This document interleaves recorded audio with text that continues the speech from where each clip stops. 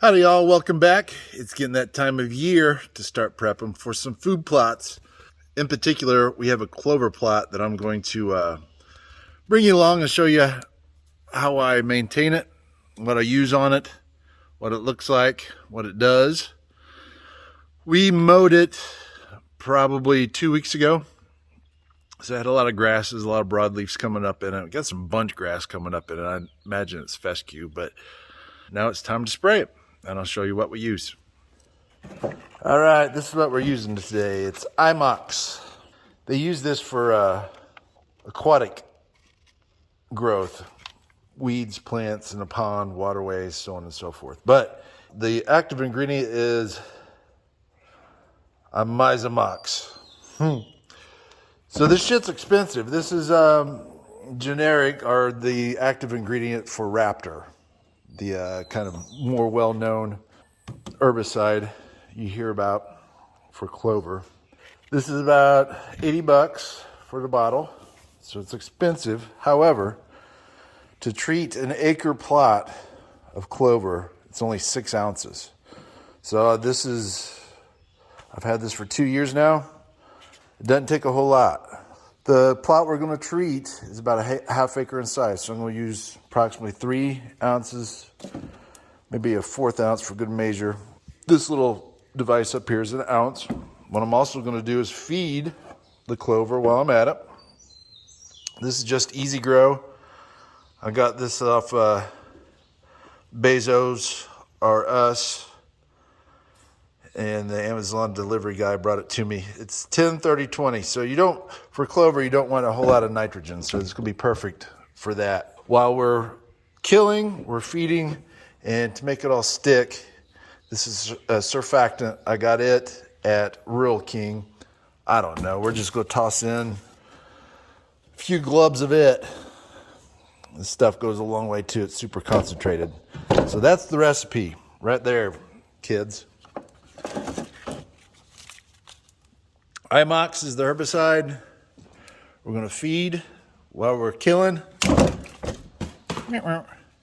And that's the stickum. Keep everything together. What we're using, this is a 50-gallon or 60-gallon sprayer. I think we got this from Rural King as well, Country Way. Have it strapped in the back of the R-Max. Got our boom in the back. That's how we do it. Of that fertilizer, I poured about a half a bottle of that in there. So that should treat what we're going to spray today. Then we're going to fill her up with some water. Okay, filled her up with about 15-20 gallons of water. Should be enough to do this plot. Almost ran over him. Look at that pretty guy. You go get those mice. Here's the clover plot that we're going to spray today. You can see some leftover weeds and some broadleaves. After we cut this, got this bunch grass in here too. Whatever that is. I guess fescue, I don't know. Anyhow, this is the project today. IMOX, it's not quick. It'll take a couple of weeks for this stuff that's going to die to turn brown. So don't lose your patience with it. It just takes a little bit longer. It's not like glyphosate that browns it up in a week. Let's get to spraying. Alrighty, we have everything sprayed. That's 15 gallons of water, approximately, that I added. After doing several laps on this one, I was able to do a single lap on the field just past it. We have a clover plot in it too. So it didn't get as heavy as a dose, but I hit it anyway. You have a peek of what this looks like now. And here in 2-3 weeks, I'll come back and show you the results. The nice thing about the IMOX is it controls grass and broadleaf and is clover safe. So instead of taking clethodim and spraying your grasses and having to come back through with 2,4-DB to spray your broadleafs in a clover plot. This IMOX is one step. That's the beauty of it. For the bigger plot, I have a different chemical I use. This is where I order it. Keystone Pest Solutions LLC. And this is clethodim and 2,4-DB or butyric 200. Here's a little Armax trick. Lieutenant Dan hooked this up direct to the battery. Run our cord in here. So as I'm driving, all I gotta do is activate, spray, turn off, all right in here. Bam. I have 32 ounces of clethodim and about 20 ounces of surfactant and 35 gallons of water. Well, I'm down here at the 200-acre wood, Dad's farm. I got down here, the grass is bad. Holy cow. I should have cut this early May. Just didn't have time. But my clover does not look bueno at all. And I started thinking, like, why does it all look dead? And then I see tracks through here. And I see tracks over here.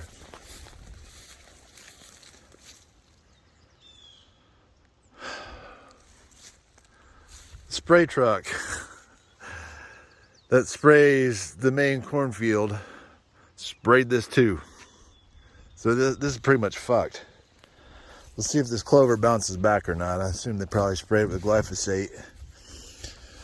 If I give this a couple weeks, maybe come in here and bush hog it, I'll get some bounce back. I don't know. Does not look good. That's why my clover looks brown. Son of a bitch. Well, I have this whole thing of clethodim. Let's go over to the smaller plot. Surely they didn't get into there, but I do have some green clover.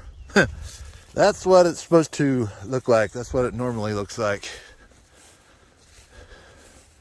He must have stopped the sprayer, drove over this patch, turned the sprayer on, realized like maybe turned it off again.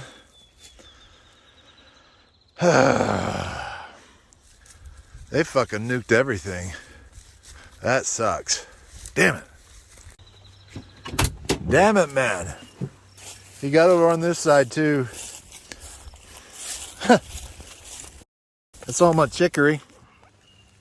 It's fucked. Spit. My oak trees are planted.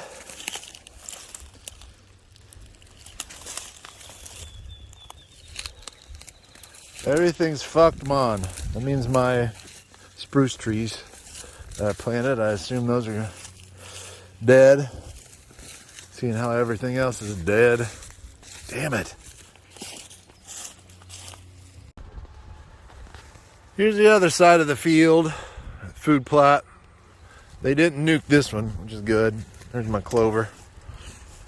It is grassy. Say you're supposed to cut this stuff that clethodim likes younger shoots. I just don't have time to do it at the moment. So we're going to go ahead and spray it and see how it works out. If it doesn't work out, then I'll come back in a few weeks and see about clipping it down. But we're going to go ahead and spray this with clethodim. Try to kill off some of this grass in the clover.